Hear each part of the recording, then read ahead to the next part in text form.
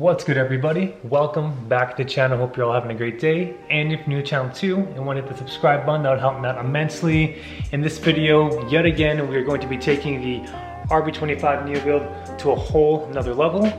We already have our 700 horsepower plus built RB25 Neo, and now what we have in these two boxes here is going to solidify the build. Now, I wasn't planning on installing this specific model, but my tuner talked me into it, gave me a pretty decent discount. I sold some parts and now it is cheaper than it would be my first choice. And what we have here is the one and only Haltech UC-10 digital dash. So originally I was dead set on the IC7. It worked with the budget I wanted to spend, but my tuner talked me out of it, said I'd be much happier with the UC-10. It would fill out the instrument cluster much better, and of course 10 inches is better than 7. So a quick unboxing of the UC-10 dash. As we saw, first you're going to get your UC-10 display dash quick start guide. I went ahead and read through this a numerous amount of times, and it is very helpful. And as we progress through the video, I will break everything down step by step. So you get your quick start guide. Here we have our beautiful 10-inch display dash of superb quality, and also I've already plugged this in and the lighting is just phenomenal. Really good piece. Got our connector here. We have this connector here for Wi-Fi, which is outstanding as well. Then we have our cable that's going to connect from our computer to the USB-C drive here in the dash. In the second box here comes some more goodies. So here we have our master connector that plugs into your CAN, which this is going to go straight to your ECU or to your wideband 1 or 2. Got a flight tag. We got the Wi-Fi. Don't want to call this a router, but this is what's going to enable you to have Wi-Fi. We have connectors for the pinouts that Haltech provides. We have buttons that you can input for, say, changing the screen, either left to right or other functions. And then we have mounting screws. And now for this white box, I want to give a huge shout out to Mako Motorsports, based all the way down under in Australia. They have this part made and shipped out to me within a little more than a week. And of course, with the digital dash, I needed to accommodate it by getting a very nice instrument cluster surround made. I test fitted this and it fits phenomenally. All the mounting holes line up exactly where they need to be. I believe this is 3D printed, but you can't even tell it's 3D printed. It feels of superb quality. And Mako has these for hundreds of chassis. This specifically is my R32 GTST UC-10, and I believe the only option they have for the UC-10 is recessed. You can get it for the IC7, either recessed or non-recessed. I believe the difference is around $65. But this piece here was a little under $300 shipped.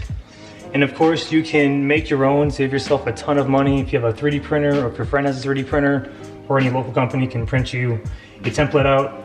Haltech's Quick Start Guide does provide you a template, so you can do all your cutting, filling, and fabrication to make one yourself, but saved me the time and just had a very nice one made. All right, so a quick fitment check before we move on. Got the UC-10 installed into the Mako dash. Very nice. Again, just utilizes the 3 mounting screws, which I didn't have to make any form of adjustments. And again, Haltech provides you with these 3 mounting screws. You could put some blue Loctite on them, just in case vibrations, if you're racing your car, tracking or drifting your car, probably highly recommended. But no fitment issues whatsoever. The gaps are all nice and tight, and again, superb quality.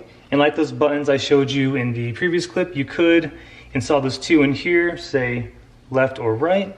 I was considering that, but I believe I'll just utilize the Wi-Fi functions if I need to make any changes to my dash. All right, so let's just go ahead and power this on for you all real quick.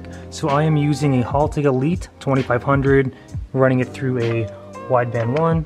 Like I mentioned in the previous clips, Haltech does provide you with a, I think this is a 10-foot CAN wire or Doge wire. So what we'll do, we'll plug one end into the wideband, like so. We'll plug the other end here into our main connector, like so, and then we'll plug our main connector to the back of the UC-10. And now, with everything plugged in, we should be good to go. Again, the IC7 and the UC-10 is universal to most, if not all, standalones, providing you have the appropriate connector to your application. So let's go ahead and put the Skyline in accessory mode.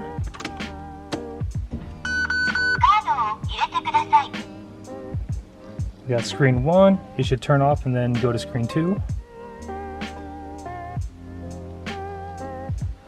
And there we go. Beautiful display. I'm keeping the sticker on until this thing is fully installed. Don't want to risk scratching anything. But this is going to be the stock screen you get. Don't mind the odometer. When I first plugged this in, my speed sensor wasn't calibrated and it was reading like 3,000 kilometers per hour. So it raised it pretty high. But again, this is the first screen you'll get, and this is all adjustable, changeable through the NSP software, which I will show you more later in the video. Providing you have Windows 10 or 11, you can get into the NSP software pretty easily. So, as you can see, the UC-10 as well as the IC7 dash is completely plug and play. Any information that the ECU is receiving is going to be transferred onto the dash, and then all the configurations you are going to have to make via NSP software. There are some things that we do need to pin in, such as the turn indicators, park light, handbrake light, fuel level sensor, alternator / battery excite lights, and there is one more, and those are pretty easy. I am learning as I am filming this video. I'm going through all the forums and also watching a lot of Haltech videos as we're filming this video. And again, everything can be found in the quick start guide.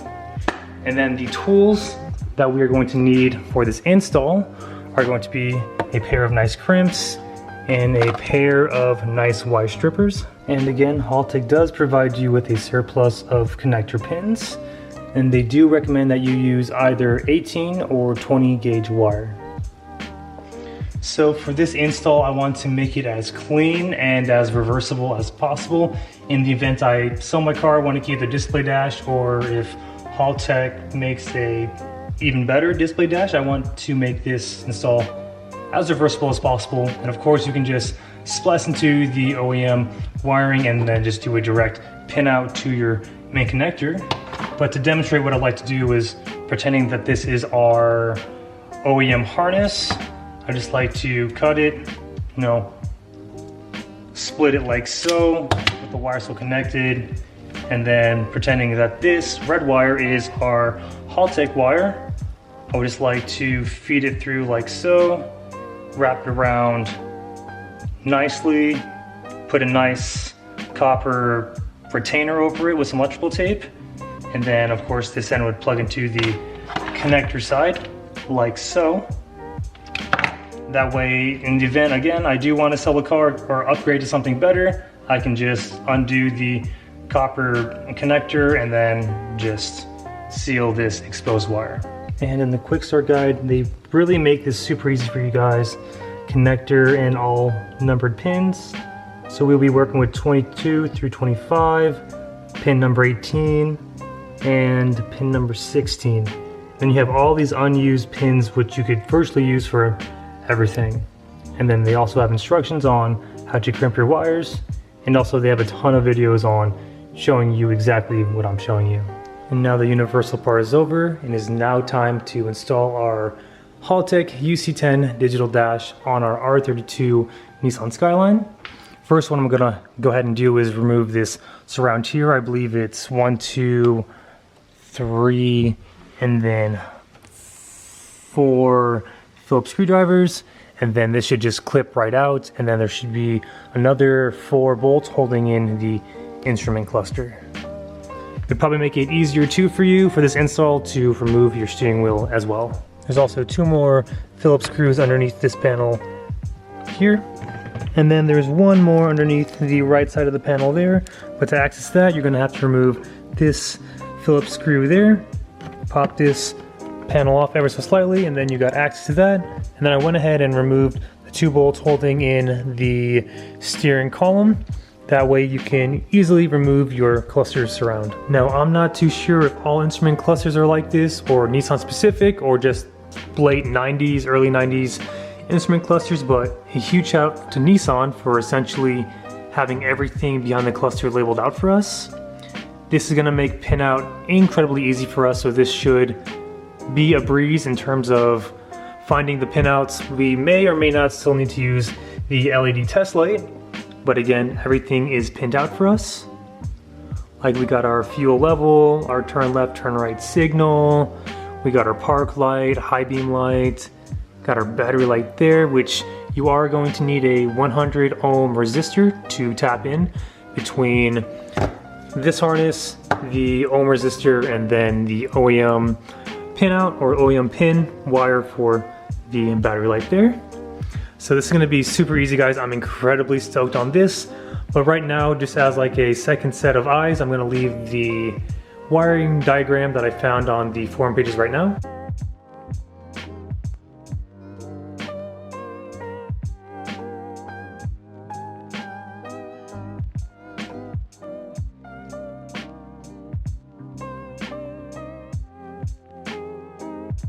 So go ahead and save those to your phone, take a screenshot, or you can find those on the SAU Skyline forum pages.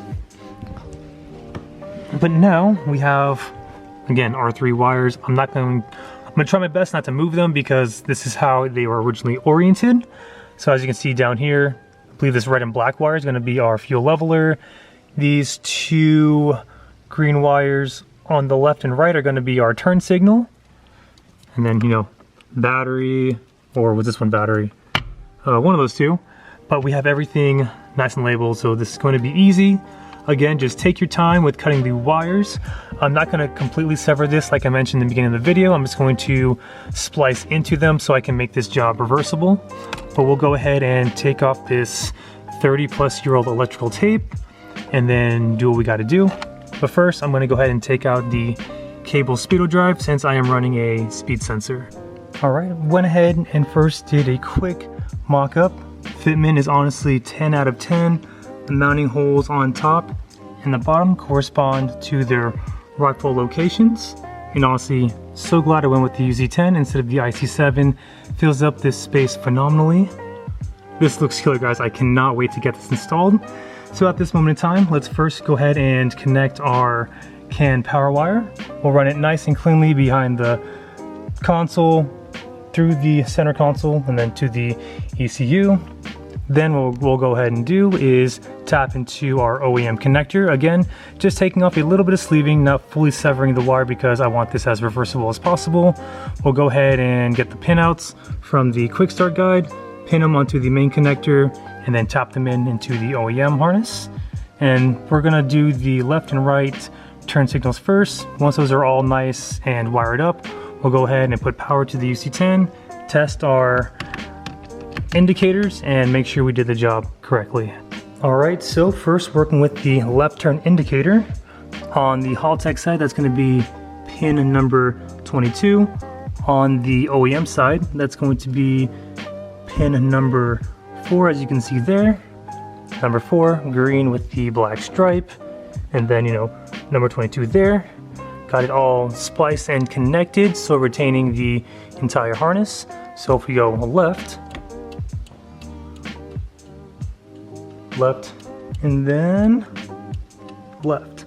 So as you can see, this is a pretty easy job. This is honestly very time consuming, but as long as you have the OEM wiring diagram and your quick start guide, you should be good to go. All right, so just got done with the right indicator as well as the high beam. Again, got all my wires split and tapped into the OEM harness. So going left, going right, and then for our high beam, if you can see that. Wonderful. So now together, let's go ahead and tap into the handbrake and also the park light, which is the illumination light. And also too, you are gonna have to have your hazards plugged in order to get the turn signals to work. Just a rule of thumb. All right, so let's go ahead and install the park light pin, which is essentially when you put your vehicle with the running lights on, the dash dims. So first, let's go ahead and grab our 18 or 20 gauge wire. Take a little bit of the sheathing off, doesn't have to be too much. And grab our AMP open barrel fittings or connectors. Put them in like so, and then crimp down the upper and then bottom portion. Highly recommend you use open barrel crimpers. You can get these on Amazon for like 10 bucks. So now that we have that done, we'll go ahead and locate the illumination light on the cluster, which is up here. And on my wiring diagram, that's going to be number 22. And then looking it down in our quick start guide, we're going to be accessing pin number 17 AV9 park lights. All right, so moving to the Haltech connector, go ahead and remove the plastic tab in pin number 17. Get that removed. Go ahead and click the bottom of the connector to open it up. Slide in your wired AMP fitting all the way. You should feel it fully sit, and you should be able to see it on the other side. Once that is in, go ahead and close it like so. Give it a little tug, and that is it for that. Now we'll go ahead and locate on the OEM wiring pin number 22 for our park light slash illumination light. Again, if you need to, go ahead and grab the OEM instrument cluster. The connector is only going to go on one way. I'm going to put it in backwards for you real quick. As you can see, it's not going to slide in. But if we slide it in the correct way, of course, it's going to go in. So you can use that again as a reference. So pin number 22, illumination light, is going to be this wire right here. All right, my apologies. So it's actually the wire below is what we're going to be using, which is illumination plus number 21. But once you go ahead and confirm that works, go ahead and grab some copper retainers and we'll go ahead and crimp this nice and then seal it with electrical tape. All right, so I just got done pinning in the fuel level sensor. For that, we'll have to make the configurations on NSP through the UC-10. And I also just got done with the parking light, and that is confirmed to work. And now the final pin, which is probably the most important, is going to be our battery to alternator excite wire. Haltech side, that's going to be pin 16, have our wire made nicely. And Haltech does require you to either install a 100 ohm resistor and or tap into a 12 volt source to the OEM side battery wire there. If you do this wrong, it's not going to send current or signal to your alternator to charge the battery, and we all know that's not it. So just test this before you solidify your install. But again, we're just going to go ahead and splice into there like so, and then on both ends I am going to put some nice heat sleeving. And once that's all done, we can go ahead and wrap up the harness with some nice Tessa tape, run the CAN wire behind the dash, and then finally solidify our UC-10. All right, got the dash plugged back in. Just want to confirm that all the sensors work, and they do. Got the wiring harness nice and Tessa taped as well. And a individual on the forum pages did reach out to me and said, make sure to electrical tape your OEM connectors in case of a short, because there are some metal prongs exposed, and most of those prongs are potentially going to be live as well. So to prevent any shorts, just go ahead and do a couple of wraps with electrical tape. Other than that, let's just go ahead and reroute our CAN wire and put the dash back in.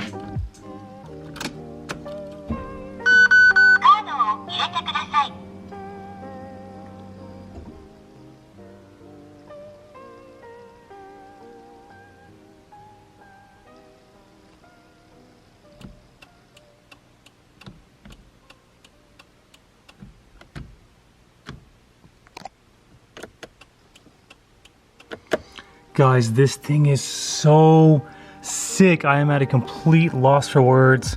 Super sleek looking, very smooth install. All the sensors work so far, and as you can see there, we have fuel. That's not correct. I believe I'm a little bit above half tank, not 85%. So tomorrow morning, before I go to work, I'll go ahead and log in, or I will go ahead and get into NSP. We'll plug in to this little USB port there, if it'll show on camera. And that way we can do all the configurations to the gauges, all the displays, display all the sensors that I want, and everything else in between. But guys, this is super sick, super stoked on this. Like seriously, still at a loss for words.